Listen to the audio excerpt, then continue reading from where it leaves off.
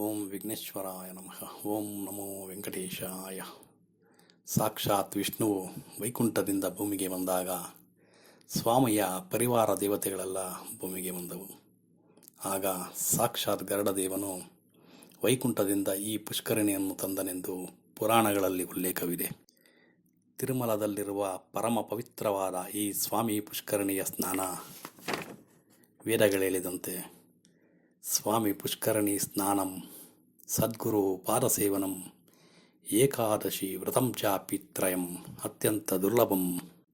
ಈ ವೆಂಕಟಾಚಲದಲ್ಲಿ ಕಾಲಿಡಬೇಕೆಂದರೆ ಆ ಪರಮಾತ್ಮನ ಅನುಗ್ರಹ ಇರಬೇಕು.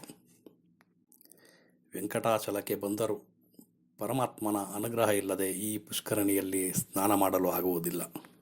ಪುರಾಣಗಳ ಪ್ರಕಾರ ಸುಬ್ರಹ್ಮಣ್ಯ ಸ್ವಾಮಿಯು ಈ ಸ್ವಾಮಿ ಪುಷ್ಕರಣಿಯ ಸ್ಥಳದಲ್ಲಿ ತಪಸ್ಸು ಮಾಡಿದ್ದರಿಂದ ಇದಕ್ಕೆ ಸ್ವಾಮಿ ಪುಷ್ಕರಣಿ ಎಂದು ಹೆಸರಾಯಿತು ಎಂದು ಶ್ರೀಮನ್ ರಾಮಾನುಜಾಚಾರ್ಯರು ಹೇಳಿದ್ದಾರೆ. ಸಾಮಾನ್ಯವಾಗಿ ಭಕ್ತರು 90% ತಿರುಮಲಕ್ಕೆ ಬಂದರೆ ಸ್ವಾಮಿ ದರ್ಶನ, ರೂಮ್ ಮಾಡುವುದು, ಲಾಡು ತೆಗೆದುಕೊಳ್ಳುವುದು ಮತ್ತು ಮನೆಗೆ ವಾಪಸ್ ಹಾಕಿಬಿಡುತ್ತಾರೆ. ಆದರೆ ಈ ಪುಷ್ಕರಣಿಯ ಮಹಾತ್ಮೆಯನ್ನು ನೀವು ಒಮ್ಮೆ ತಿಳಿದರೆ ಎಂದಿಗೂ ನೀವು ಈ ಪುಷ್ಕರಣಿಯ ಸ್ನಾನ ಮಾಡದೆ ಹಿಂತಿರುಗುವುದಿಲ್ಲ. ವೈಕುಂಠದಲ್ಲಿರುವ ವಿರಜಾ ನದಿಯೇ ವೆಂಕಟಾಚಲಕ್ಕೆ ಬಂತೆಂದು ಪ್ರತೀತಿ. ವೈಕುಂಠದಲ್ಲಿರುವ ವಿರಜಾ ನದಿಯಲ್ಲಿ ಸ್ನಾನ ಮಾಡುವುದು ಅಸಾಧ್ಯ. ಆದರೆ ವಿರಜಾ ನದಿಯ ಶಕ್ತಿಯನ್ನು ಈ ಸ್ವಾಮಿಯ ಪುಷ್ಕರಣಿಯಲ್ಲಿದೆ.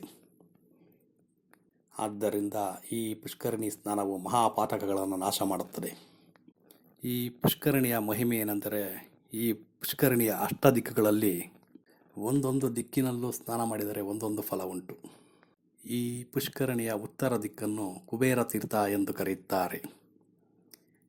ಈ ಉತ್ತರ ದಿಕ್ಕಿನಲ್ಲಿ ಸ್ನಾನ ಮಾಡಿದರೆ ನಿಮ್ಮ ಕಳೆದು ಹೋದ ಸಂಪತ್ತೆಲ್ಲವೂ ಮತ್ತೆ ದೊರಕುತ್ತದೆ ಎಂದು ಕುಬೇರನ ವರವಿದೆ. ಈ ಪುಷ್ಕರಣಿಯ ಈಶಾನ್ಯ ದಿಕ್ಕನ್ನು ಗಾಲವ ತೀರ್ಥ ಎನ್ನುತ್ತಾರೆ. ಗಾಲವ ಮಹರ್ಷಿಗಳು ಇಲ್ಲಿ ತಪಸ್ಸನ್ನು ಆಚರಿಸಿ ತಮ್ಮ ತಪೋಶಕ್ತಿಯನ್ನು ಈಶಾನ್ಯ ದಿಕ್ಕಿಗೆ ದಾರಿ ಎರೆದಿದ್ದಾರೆ. ಈ ಈಶಾನ್ಯ ದಿಕ್ಕಿನಲ್ಲಿ ಯಾರು ಸ್ನಾನ ಮಾಡುತ್ತಾರೆ ಅವರಿಗೆ ದುಃಖವೆಲ್ಲ ಕಳೆದು ಮತ್ತೆ ಸುಖಪ್ರಾಪ್ತಿಯಾಗುತ್ತದೆ ಎಂದು ಗಾಲವ ಮಹರ್ಷಿಗಳ ವರವಿದೆ. ಇನ್ನು ಈ ಪುಷ್ಕರಣಿಯ ಪೂರ್ವಕ್ಕೆ ಬಂದರೆ ಈ ತೀರ್ಥವನ್ನು ಮಾರ್ಕಂಡೇಯ ತೀರ್ಥವೆನ್ನುತ್ತಾರೆ. ಪುಷ್ಕರಣಿಯ ಪೂರ್ವ ದಿಕ್ಕಿನಲ್ಲಿ ಮಾರ್ಕಂಡೇಯ ಮಹರ್ಷಿಗಳು ತಪಸ್ಸನ್ನು ಆಚರಿಸಿ ತಮ್ಮ ಶಕ್ತಿಯನ್ನು ಈ ಪೂರ್ವ ದಿಕ್ಕಿಗೆ ದಾರಿ ಎರೆದಿದ್ದಾರೆ.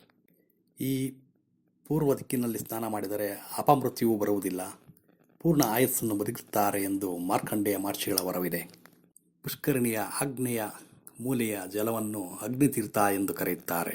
ಅಗ್ನಿದೇವನು ತಮ್ಮ ತಪೋಶಕ್ತಿಯನ್ನು ತುಂಬಿರುವಂತಹ ಈ ಮೂಲೆಯಲ್ಲಿ ಸ್ನಾನ ಮಾಡಿದರೆ ದೀರ್ಘಕಾಲಿಕವಾದ ರೋಗಗಳೆಲ್ಲ ಹೋಗುತ್ತವೆ, ಅಲ್ಲಿ ನನ್ನ ಶಕ್ತಿ ಇದೆ ಎಂದು ಅಗ್ನಿದೇವನು ಹೇಳಿದ್ದಾನೆ ಎಂದು ಪುರಾಣಗಳಲ್ಲಿ ಉಲ್ಲೇಖವಿದೆ. ಈ ಪುಷ್ಕರಣಿಯ ದಕ್ಷಿಣ ತೀರ್ಥವನ್ನು ಯಮತೀರ್ಥ ಎಂದು ಕರೆಯುತ್ತಾರೆ. ಯಮಧರ್ಮರಾಜರು ತಮ್ಮ ತಪೋಶಕ್ತಿಯನ್ನು ಇಲ್ಲಿ ತುಂಬಿದ್ದಾರೆ ಎಂದು ಹೇಳಲಾಗಿದೆ. ಇಲ್ಲಿ ಸ್ನಾನ ಮಾಡಿದರೆ ನರಕಬಾಧೆ ಇರುವುದಿಲ್ಲ ಎಂದು ಯಮಧರ್ಮರಾಜರು ವರವಿದೆ. ಪುಷ್ಕರಣಿಯ ನೈಋತ್ಯ ಮೂಲೆಯ ತೀರ್ಥವನ್ನು ವಸಿಷ್ಠ ತೀರ್ಥ ಎನ್ನುತ್ತಾರೆ. ಈ ವಸಿಷ್ಠ ಮಹರ್ಷಿಗಳು ತಮ್ಮ ತಪೋಶಕ್ತಿಯನ್ನು ಇಲ್ಲಿ ತುಂಬಿದ್ದಾರೆ. ಇಲ್ಲಿ ಸ್ನಾನ ಮಾಡಿದರೆ ತಮ್ಮ ಸಾಲಬಾಧೆಗಳೆಲ್ಲ ತೀರುತ್ತವೆ ಎಂದು ವಸಿಷ್ಠ ಮಹರ್ಷಿಗಳ ವರವಿದೆ. ಪುಷ್ಕರಣಿಯ ಪಶ್ಚಿಮ ತೀರ್ಥವನ್ನು ವರುಣತೀರ್ಥ ಎನ್ನುತ್ತಾರೆ. ಇಲ್ಲಿ ಚಿತ್ತಶುದ್ಧಿಯಿಂದ ಯಾರು ಸ್ನಾನ ಮಾಡುತ್ತಾರೆ ಅವರ ಎಲ್ಲ ಪಾಪಗಳು ಹೋಗುತ್ತವೆ ಎಂದು ವರುಣದೇವನ ವರವಿದೆ. ಪುಷ್ಕರಣಿಯ ವಾಯುವ್ಯ ಮೂಲೆಯ ತೀರ್ಥವನ್ನು ವಾಯುವ್ಯ ತೀರ್ಥ ಎನ್ನುತ್ತಾರೆ. ಇಲ್ಲಿ ಸ್ನಾನ ಮಾಡಿದರೆ ಮೋಕ್ಷದ ಸ್ಥಿತಿಯವರೆಗೂ ಅದು ಅವನನ್ನು ಕರೆದುಕೊಂಡು ಹೋಗುತ್ತದೆ ಎಂದು ಪುರಾಣಗಳಲ್ಲಿ ಹೇಳಲ್ಪಟ್ಟಿದೆ. ಮಾರ್ಗಶಿರ ಮಾಸದ ಮುಕ್ಕೋಟಿ ದ್ವಾದಶಿ ಎಂದು ಪ್ರಪಂಚದಲ್ಲಿರುವ ಗಂಗಾ ಸಮೇತ ಎಲ್ಲ ತೀರ್ಥ ನದಿಗಳು ಈ ಸ್ವಾಮಿಯ ಪುಷ್ಕರಣಿಯಲ್ಲಿ ಸಂಗಮವಾಗುತ್ತದೆ ಎಂದು ಪುರಾಣಗಳಲ್ಲಿ ಹೇಳಲ್ಪಟ್ಟಿದೆ. ತಿರುಮಲಕ್ಕೆ ಬರುವ ಭಕ್ತರು ಇಂಥ ಪರಮ ಪವಿತ್ರವಾದ ಪುಷ್ಕರಣಿಯಲ್ಲಿ ಸ್ನಾನ ಮಾಡುವುದನ್ನು ದಯವಿಟ್ಟು ಮರೆಯಬೇಡಿ. ಓಂ ನಮೋ ವೆಂಕಟೇಶಾಯ.